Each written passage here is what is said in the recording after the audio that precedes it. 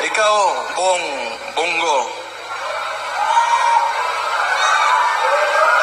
Kumpare ka. Pero kung alam ko lang pala na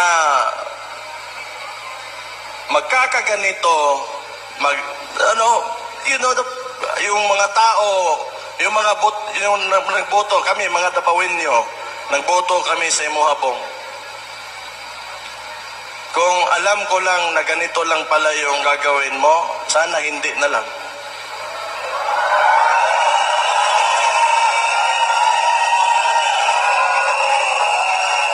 Sa totoo lang,